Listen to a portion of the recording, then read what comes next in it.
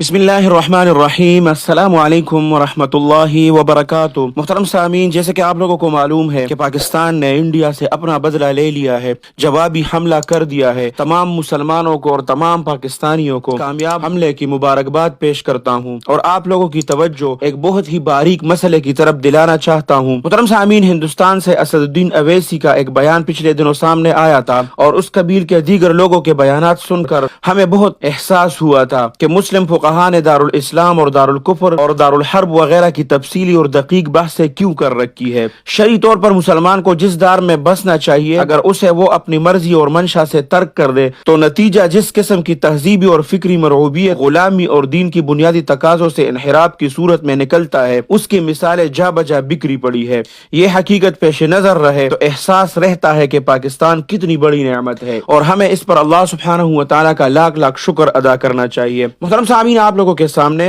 دو لوگوں کی باتیں رکھنا چاہتا ہوں۔ ایک تو اسد الدین اویسی جنہوں نے پچھلے دنوں بیان دیا تھا، اور دوسرا سلطنت عمان کے بڑے مفتی احمد بن حمد الخلیلی حفظہ اللہ کا بیان آپ لوگوں کے ساتھ شیئر کرتا ہوں۔ پھر آپ لوگ فیصلہ کریں کہ مسلم ملک میں رہنا کیسا ہے اور دارالحرب میں اور دارالکفر میں رہنا کیسا ہوتا ہے، انسان پر کیسے اثر ہوتا ہے۔ محترم سامعین، پہلے آپ لوگ اسکرین پر دیکھ رہے ہیں، آپ لوگوں کے ساتھ سلطنت عمان کے مفتی احمد بن حمد الخلیلی کا وہ بیان، اس کا ترجمہ آپ لوگوں کے ساتھ شیئر کرتا ہوں کیونکہ وہ عربی زبان میں ہے۔ اس میں فرماتے ہیں کہ ہم پاکستان اپنے برادر اسلامی ملک کو سلام پیش کرتے ہیں جس نے ایمان عظم کے ساتھ جارحیت کا مقابلہ کیا۔ ہم اللہ سبحانہ و تعالیٰ کے گھروں اور ان میں عبادات کرنے والوں اور تمام پرامن اور بے گناہ افراد پر ہونے والے ہر حملے کی مذمت کرتے ہیں۔ ہم امت مسلمہ سے اپیل کرتے ہیں کہ وہ اپنے صفوں کو مضبوط کرے اور اپنے انتشار کو ختم کر کے امت کے کسی بھی طبقے پر ہونے والے کسی بھی حملے کا مل کر مقابلہ کرے۔ محترم سامعین، یہ انہوں نے عربی میں جو بیان جاری کیا تھا سلطنت عمان کے مفتی احمد بن حمد الخلیلی نے۔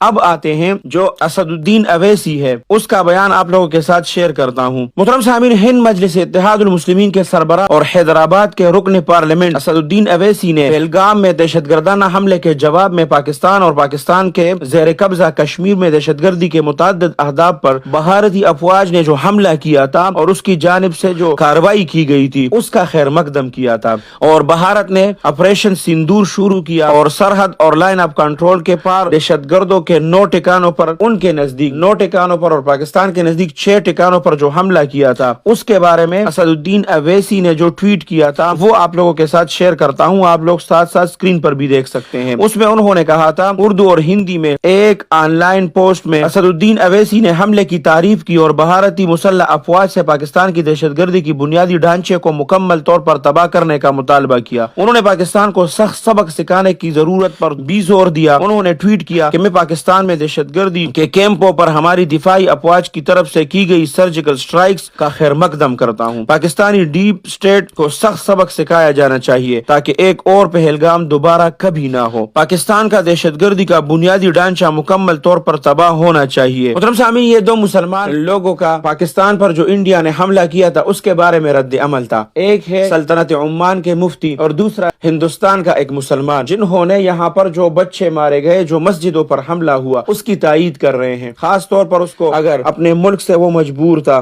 اور ملک کے لوگوں سے وہ ڈر رہا تھا، اس کے دل میں ڈر تھا، تو کم از کم خاموش رہتے، کچھ نہ کہتے۔ لیکن یہاں پر تو مسجدوں پر حملہ ہوا تھا، بچوں پر حملہ ہوا تھا، یہ تو مسجدوں پر حملے کی تائید کر رہا ہے۔ اس لیے میں نے آپ کو بتایا کہ ہمارے فقہا نے دارالاسلام اور دارالکفر اور دارالحرب وغیرہ کی تفصیلی اور دقیق بحثیں کیوں کر رکھی ہے۔ آپ لوگ اس بارے میں کیا فرماتے ہیں؟ آپ لوگ اپنے قیمتی رائے کا اظہار ضرور کمنٹس میں کریں۔ اور ہم نے جو آپ لوگوں کے سامنے دو مسلمانوں کی بات رکھ دی ہے اور دو مسلمانوں کے بیانات رکھ دیے ہیں، اس کے بارے میں آپ لوگوں کا کیا خیال ہے؟ ہمیں آپ لوگوں کی قیمتی رائے کا انتظار رہے گا۔ اللہ سبحانہ و تعالی ہمارے ملک پاکستان کی حفاظت فرمائے۔